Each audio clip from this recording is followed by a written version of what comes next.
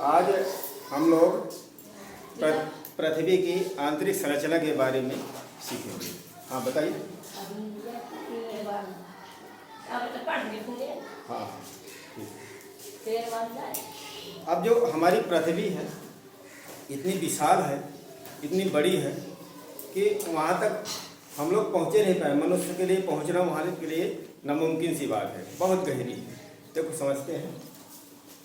जैसे ये हमारी पृथ्वी है, ग्लोब के माध्यम से देखा होगा। ये हमारी पृथ्वी है, ये भू सतह है। यहाँ पर हम लोग जो है, यहाँ पर हम लोग रहते हैं, मनुष्य लोग रहते हैं। अब यहाँ से पृथ्वी को बीचों बीच यानी केंद्र तक जाने के लिए अगर हमें पृथ्वी को समझना है कि पृथ्वी है कैसी, इसकी अंदर से बनावट कैसी है, तो उसके लिए हमें पृथ्वी की सतह से लेकर के केंद्र तक यहाँ तक खोद करके देखना पड़ेगा कि कैसी है, जो संभव नहीं है मनुष्य के लिए। क्यों संभव नहीं है? क्योंकि भू सतह से केंद्र तक की दूरी है 6371 किलोमीटर। मीटर नहीं, किलोमीटर। इतने किलोमीटर नीचे को हमको जाना पड़ेगा केंद्र की तरफ खोद करके, जो मनुष्य के लिए संभव नहीं है। तो ये भूवैज्ञानिकों ने कैसे आखिरकार इसका अध्ययन कैसे किया। अब जैसे हमारा अफ्रीका वाला क्षेत्र है,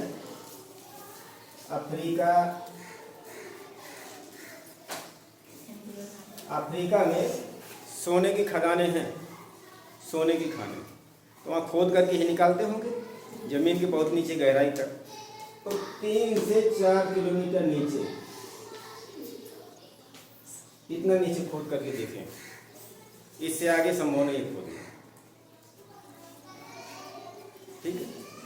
और हमारा जो आर्कटिक महासागर है, हमने 5 महासागर बताए थे जी।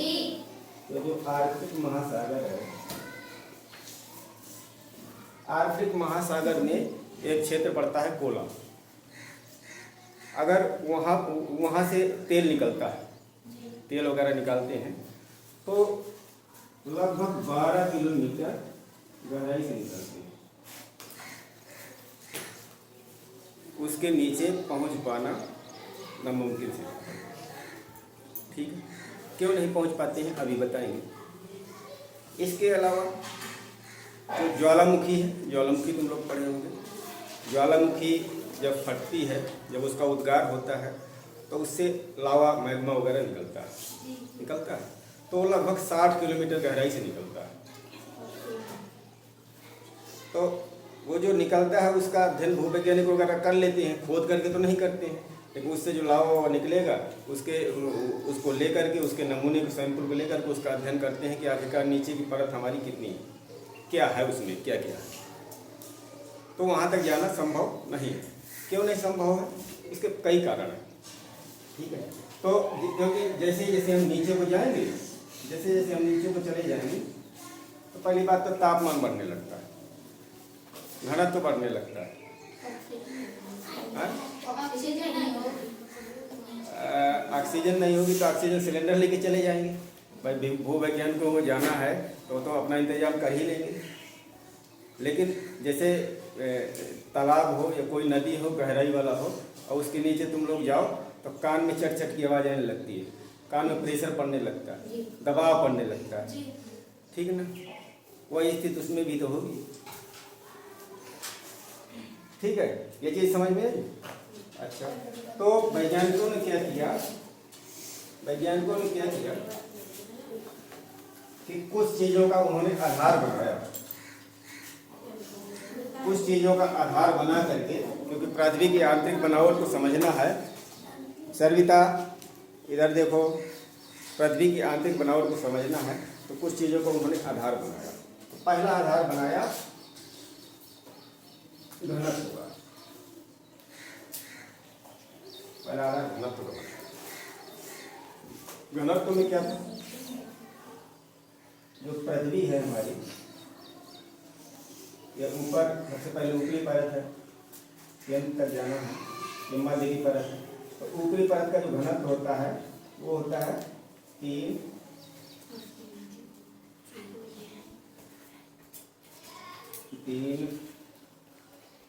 ग्राम प्रति घन 3 ग्राम प्रति घन सेंटीमीटर होता है। जो बीच की परत का होता है वो होता है लगभग 5 ग्राम प्रति घन। नोट भी कर सकते हो, नोट भी कर सकते हो, क्योंकि ये चीज़ें आगे भी बहुत काम आएंगी, आगे भी बहुत काम आएंगी। और जो केंद्र का है, ये केंद्र है तुम्हारा, जो केंद्र का घनत्व होता है वो होता है 11 ग्राम प्रति घन।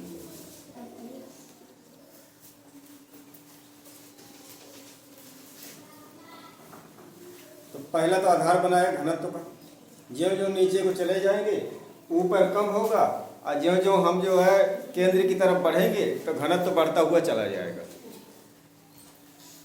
ठीक है। दूसरा, वैज्ञानिकों ने ये सोचा क्या कि ऊपर घनत्व कम होता है और ज्यों ज्यों नीचे को चले जाते हैं वो घनत्व ज़्यादा होता चला जाता है। ऐसा क्यों है? तो दूसरा आधार उन्होंने बनाया दबाव। दूसरा आधार बनाया दबाव।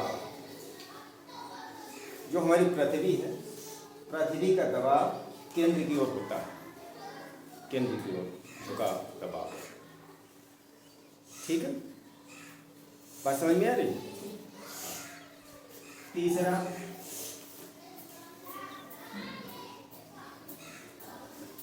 तापमान का।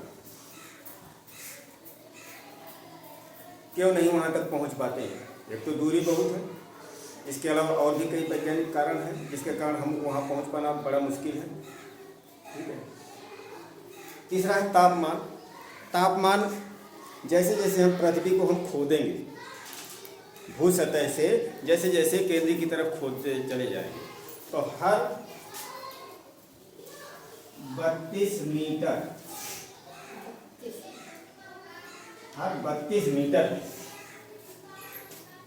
मीटर खोदा, यहाँ का तापमान जैसे 5 डिग्री सेंटीग्रेड है, या मान के चलो कि 15 डिग्री सेंटीग्रेड है।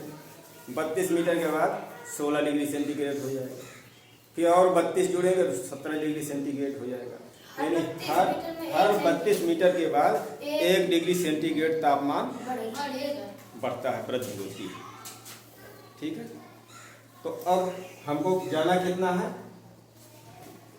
6371 किलोमीटर तक है केंद्र तक की दूरी। तो वहाँ तक जाते जाते तो जाने कितना टेम्परेचर हो जाएगा, इसलिए वहाँ तक जाना संभव नहीं। 32 मीटर खुदाई में 1 डिग्री सेल्सियस तापमान की वृद्धि होती है।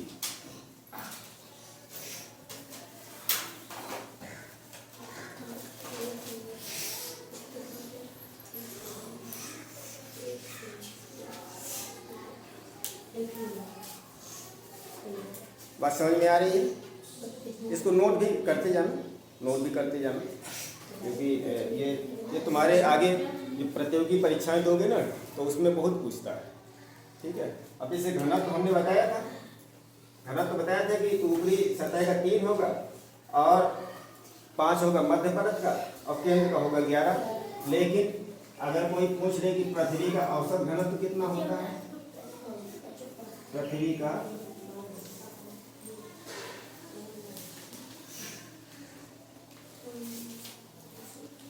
औसत घनत्व कितना होता है, तो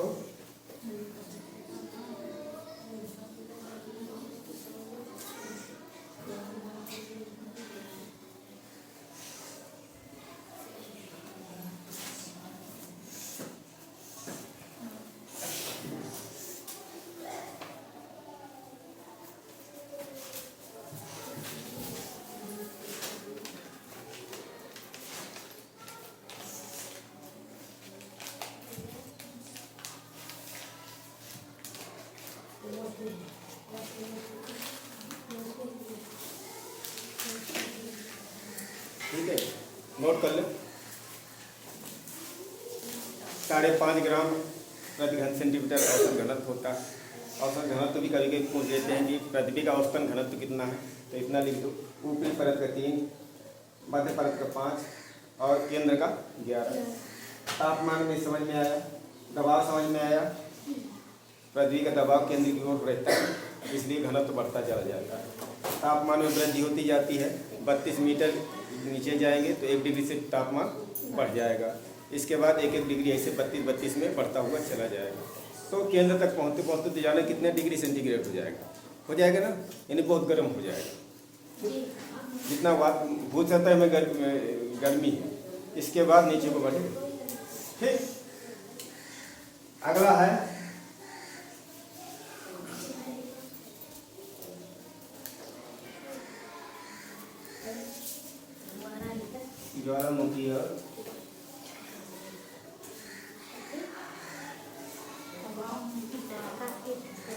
ज्वालामुखी और भूकंप विज्ञान। इसकी सहायता से भी हम लोग वैज्ञानिकों ने अध्ययन किया। वैज्ञानिकों ने ये देखा कि जब ज्वालामुखी जब फटती है तो उससे कोई तरल पदार्थ बाहर निकलता है। इससे ये स्पष्ट होता है कि पृथ्वी में कोई ऐसी परत है, पृथ्वी में कोई ऐसी परत है जो तरल अवस्था में पाई जाती है। अभी जब इसका अध्ययन करोगे तो इसमें देखोगे कोई ना कोई ऐसी परत मिलेगी जो तरल अवस्था में होगी, जो कमज़ोर होगी, दुर्बल होगी, तो वही जो है लावा के रूप में वही बाहर वही जल्दी आती है। बात समझ में आ रही? नोट भी करते जाना, ठीक है, नोट भी करते जाना, क्योंकि आगे चल के प्रश्न पूछे जाएं या कहीं तुम लोग एक बार पढ़ लोगे, आने वाली कक्षाओं में ज़्यादा पढ़ने की मेहनत करने की जरूरत नहीं पड़ेगी, तुम्हें यहीं से तैयार हो जाएगा। तुम्हारे कोर्स में ही है, बिना कोर्स से बाहर वाला तो नहीं है। हाँ, कोर्स में। तो वैज्ञानिकों ने देखा कि जब ज्वालामुखी फटती है तो उससे तरल पदार्थ बाहर निकलता है। इससे उन्होंने ये निष्कर्ष निकाला कि पृथ्वी में कोई ऐसी परत है जो तरल अवस्था में, जो तरल अवस्था में। दूसरी बात, भूकंप वैज्ञानिकों ने क्या किया कि भूकंपीय किरणें, जो भूकंपीय तरंगे निकलती हैं, उनका अध्ययन किया सीस्मोग्राफ यंत्र से। सीस्मोग्राफ यंत्र की सहायता से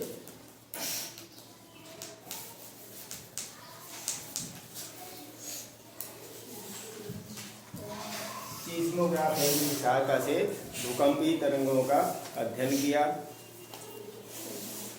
जो भूकंप होता है वो रिक्टर पैमाने पर नापा जाता है। रिक्टर पैमाने पर, रिक्टर स्केल पर, रिक्टर स्केल उसको बोलते हैं। रिक्टर पैमाना, हिंदी में पैमाना बोल दो, इंग्लिश में स्केल बोल दो, बात एक ही।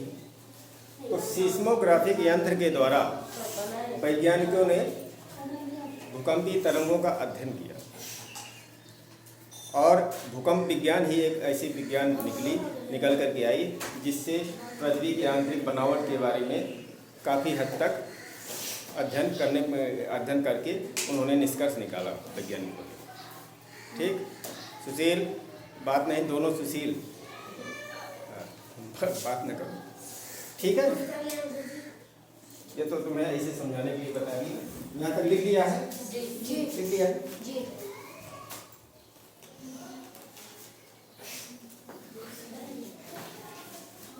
अब चलो पृथ्वी की आंतरिक संरचना की व्याख्या के बारे में समझते हैं। पृथ्वी की आंतरिक बनावट के बारे में तो भूकंप विज्ञान की साक्ष्यों के आधार पर भूकंप विज्ञान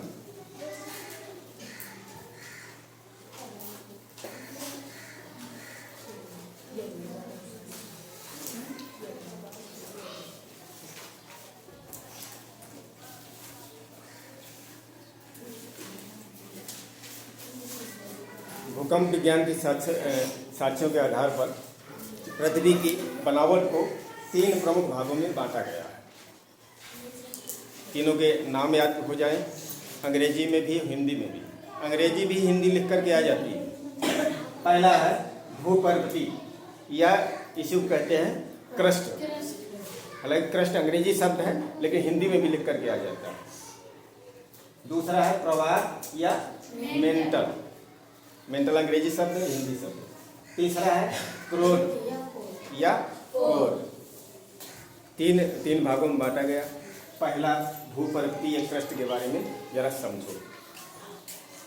पृथ्वी की सबसे ऊपरी परत ठोस है, ठोस अवस्था में है, जिसका विस्तार भूपटल से लगभग 30 किलोमीटर की गहराई तक है। भूपटल से, ये भूपटल हो गया,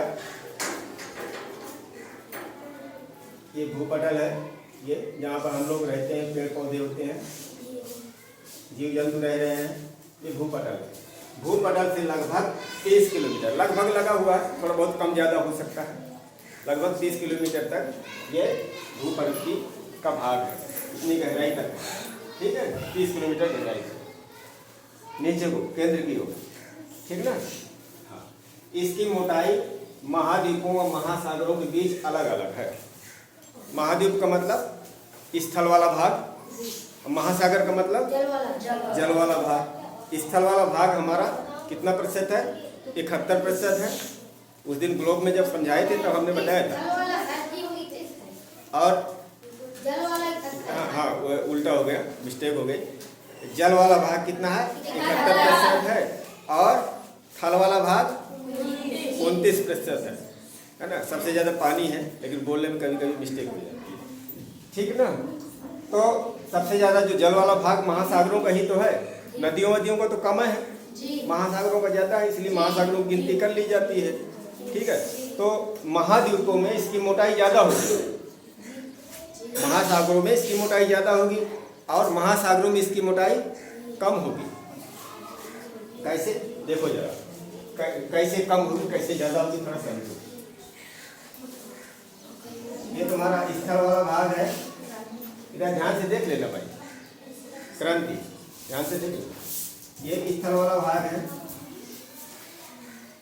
ये जल वाला भाग,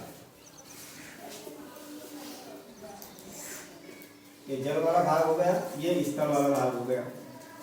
अब स्थल वाले भाग को देखो, जल वाले भाग की अपेक्षा पृथ्वी की सतह, जल वाले भाग की अपेक्षा स्थल वाला भाग ज़्यादा उठा हुआ है, तो यहाँ पर पतला हो जाएगी, पतली परत हो जाएगी, और यहाँ पर मोटी हो जाती है। इसलिए कहा गया है कि महाद्वीपों में और महासागरों में इसकी मोटाई अलग अलग होती है। कितना अलग अलग होती है? महासागरों के नीचे इसकी औसत मोटाई 5 किलोमीटर, यहाँ पर इसकी मोटाई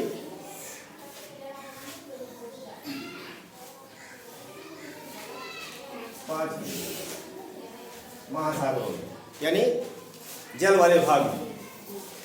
और महाद्वीपों में इसकी मोटाई 30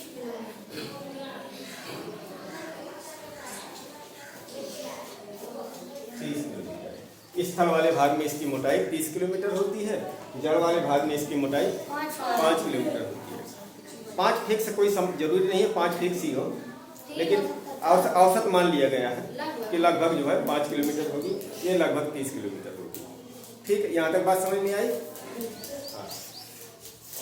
अगला है भूपर्वती का औसत घनत्व 3 ग्राम प्रति घन सेंटीमीटर है। इस परत की रचना सिलिका तथा एल्युमिनियम से हुई है। ये जो परत है भूपर्वती की क्रस्ट की परत है, इसमें सबसे ज़्यादा सिलिका और एल्युमिनियम,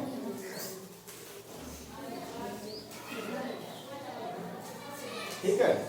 सिलिका जो होती है SiO2, सिलिका, एल्युमिनियम,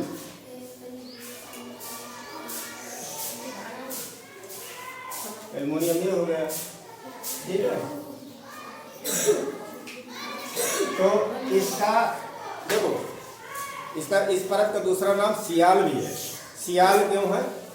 सियाल SiAl, सियाल। तो सिलिका से SI ले लिया गया और एल्युमिनियम से Al लिया गया, तो इसलिए हो गया ये सियाल। सियार नहीं, हाँ सियार में समझ रहे हो क्या हो गया? नहीं बैठो, नहीं अभी नहीं, अभी नहीं, अभी अभी कह दो कि अपना काम करो, जब ये टॉपिक पूरा हो जाएगा तभी कुछ समझूंगा। एक ही समझ में आई।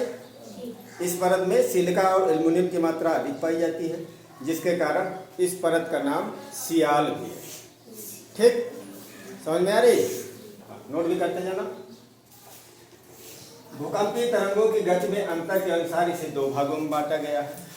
पहला है ऊपरी क्रस्ट, दूसरा है निचली क्रस्ट। भूकंपीय तरंगों के आधार पर इसको दो भागों में बांटा गया। इतना 30 किलोमीटर था, बीचों बीच से लगभग ये ऊपरी क्रस्ट हो गई और ये निचली क्रस्ट हो गई। ठीक, यहाँ तक कोई दिक्कत? हाँ। ऊपरी क्रस्ट का घनत्व 2.8 ग्राम प्रति घन सेंटीमीटर लगभग, तथा निचली क्रस्ट का घनत्व लगभग 3 ग्राम प्रति घन सेंटीमीटर होता है। ठीक है। ऊपरी क्रस्ट तथा निचली क्रस्ट के बीच के भाग को कोनराड असंबद्धता कहते हैं। ये बीच में ये जो भाग है, ये जो ऊपरी क्रस्ट और निचली क्रस्ट को एक दूसरे से अलग करता है। इससे समझ में आ जाता है कि यहाँ तक ऊपरी क्रस्ट है और यहाँ से निचली क्रस्ट है। तो जो भाग अलग करता है उसको कोनराड असंबद्धता कहते हैं। अब बताइए भाई, यहाँ तक कोई चीज दिक्कत हो तो बताओ, कोई समस्या आ रही हो तो बताइए, मैं हम और समझाने का प्रयास करता हूँ। कोई दिक्कत है? तो यहाँ तक नोट कर लो। इसके बाद ठीक दूसरी परत है प्रवार या मेंटल, इसको बताता हूँ। ठीक, नोट कर लो।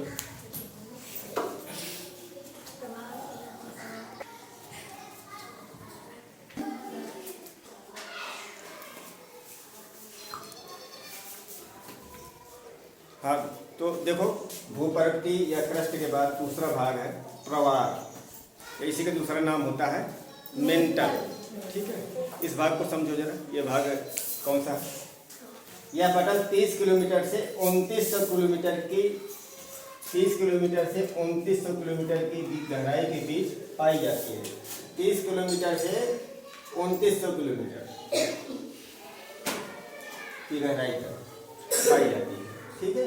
इस पटल की रचना सिलिका तथा मैग्नीशियम से हुई है। इस पटल में कौन कौन से तत्व पाए जाएंगे ज्यादा? सिलिका और मैग्नीशियम। ठीक है, सिलिका और मैग्नीशियम। ठीक है, तो सिलिका का एसआई और मैग्नीशियम का आयने तो बन गया सीमा। तो इस भाग को हम सीमा भी कहते हैं। ठीक है। पृथ्वी के आयतन का 83 तथा द्रव्यमान का 67% भाग यही होता है। 67% भाग यही होता है, बीसी वाली परत में। ठीक है। मेंटल को भी दो भागों में बांटा गया है, ऊपरी मेंटल और निचला मेंटल। मेंटल के ऊपरी भाग को देखो, मेंटल को दो भागों में बांटा गया, ऊपरी मेंटल और निचली मेंटल। ठीक है। जो ऊपरी मेंटल होता है वो 30 किलोमीटर से लेकर के 700 किलोमीटर तक होता है। ठीक। जो निचला मेंटल होता है वो 700 किलोमीटर से लेकर के 2900 किलोमीटर तक होता है। इन दोनों भागों को जो अलग करता है, जो भाग, उसको कहते हैं रेखीय असंबद्धता। ठीक ना। मेंटल के ऊपरी भाग को स्थिनोस्फीयर कहते हैं। ऊपरी भाग को, ये वाला जो 30 किलोमीटर से 700 किलोमीटर वाला भाग है ऊपरी मेंटल, इसको स्थिनोस्फीयर कहते हैं। हिंदी में दुर्बलता मंडल कहते हैं। इसी भाग से ज्वालामुखी उद्गार के समय इसी भाग से मैग्मा जो लावा होता है वो धरातल पर इसी भाग से आता है, ऊपरी मेंटल से।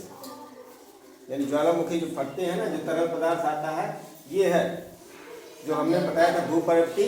कोई जब ये समझा रहे थे हमने बताया था कोई ऐसा भाग है पृथ्वी में जो तरल अवस्था में पाया जा रहा है, तो यही वाला भाग है, ऊपरी मेंटल वाला। ठीक है। ज्वालामुखी उद्गार के समय लावा मैग्मा इसी भाग से आता है, धरातल पर आता है, फट करके बचता रहता है। ठीक, बात समझ में आ रही है? हाँ। निचली क्रस्ट और ऊपरी क्रस्ट के बीच मोहो असंबद्धता है। मोहो असंबद्धता। निचली क्रस्ट, निचली मेंटल और निचली क्रस्ट और ऊपरी क्रस्ट के बीच, निचली क्रस्ट और ऊपरी क्रस्ट के बीच मोह हमने इसमें नहीं लिखा है, हालांकि मोह होना चाहिए था। हाँ, निचली क्रस्ट और ऊपरी क्रस्ट। हाँ, ये वाला है इधर देखो, ये वाला निचली क्रस्ट और इसके बीच ये मोह, ठीक है, मध्य परत के बीच में मोह संबंध देता है, ठीक है ना। ठीक, ऊपरी मेंटल होना चाहिए ना यहाँ, ऊपरी मेंटल।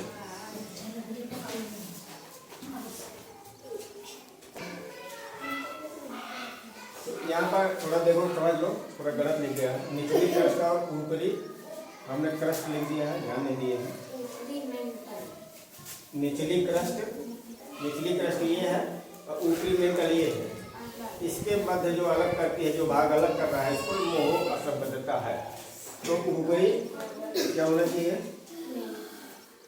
मेंटल, कौन सा, ऊपरी, ठीक कर लेना। तो निचली क्रस्ट और ऊपरी मेंटल के मध्य में जो भाग इनको दोनों भागों को अलग करता है, उस भाग को कहते हैं मोह असंबद्धता। ठीक, समझ में आई? अच्छा, ऊपरी मेंटल से निचले मेंटल के मध्य रेप्टी असंबद्धता, ऊपरी मेंटल से निचली मेंटल, इसके मध्य जो असंबद्धता है वो है रेप्टी असंबद्धता। यहाँ पर लिखा भी हुआ है, चित्र में हमने लिख रखा है, ठीक है, बात समझ में आ रही है? ठीक है, अब इसको तुम लोग नोट भी कर लो।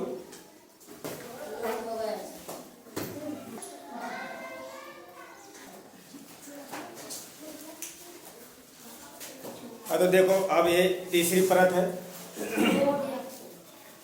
है, क्रोड, या इसी का दूसरा नाम होता है कोर। अंग्रेजी का भी हिंदी में लिख करके आ जाता है, ठीक है, जैसे हमने शुरू में लिखवा दिया था ये कोर, इस तरह से कोर लिख के आ जाए तो भी बात समझ जाओ, ठीक है। क्रोड का विस्तार 2900 किलोमीटर से 6371 किलोमीटर है। ये देखो क्रोड वाला एरिया है, यहाँ से लेकर के और यहाँ तक केंद्र तक 2900 किलोमीटर से 6371 किलोमीटर तक इसका विस्तार है, ठीक, अर्थात केंद्र तक है। अब ये केंद्र है पृथ्वी का, पृथ्वी का केंद्र है, केंद्र समझते हो ना जी? हाँ, केंद्र है, केंद्र और त्रिज्या जैसे मैथ में पढ़े होंगे, ठीक है। इस परत का औसत घनत्व 10 से 14 ग्राम प्रति घन सेंटीमीटर। इस परत की रचना निकिल तथा लोहे से हुई है। इस परत में सबसे ज्यादा पाया जाएगा निकिल और लोहा, यानी फेरस,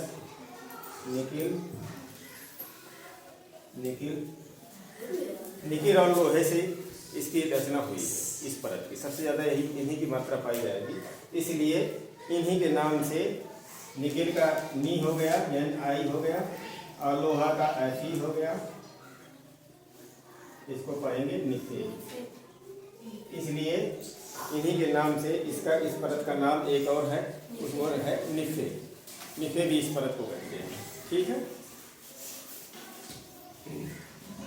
इस परत को भी 2 भागों में बांटा गया है, पहला है बाह्य क्रोड, दूसरा है आंतरिक क्रोड, ठीक है। जो बाह्य क्रोड है, ये वाला क्रोड, बाह्य वाला क्रोड, ये तरल अवस्था में है, जो आंतरिक क्रोड है ये ठोस अवस्था में, ठीक।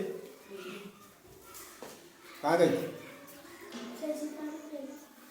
अच्छा, ठीक, बढ़िया। तो बाह्य क्रोड तरल अवस्था में है, आंतरिक क्रोड ठोस अवस्था में, ठीक है। बस बाद में लिख लेना, पहले पूरा समझ मिटाएंगे। इसके बाद निचले मेंटल तथा बाह्य क्रोड के मध्य, निचले मेंटल और बाह्य क्रोड के मध्य जो ये वाला भाग इनको दोनों से एक दूसरे से अलग करता है, उसको कहते हैं गुटेनबर्ग असंबद्धता, ठीक। हाँ, ये बहुत सारी असंबद्धताएं हैं, इनको भी याद रखना। ये चित्र याद कर लोगे सब लगभग समझ में आ जाएगा, ठीक ना। हाँ, तो निचले मेंटल तथा बाह्य क्रोड के मध्य गुटेनबर्ग असंबद्धता है।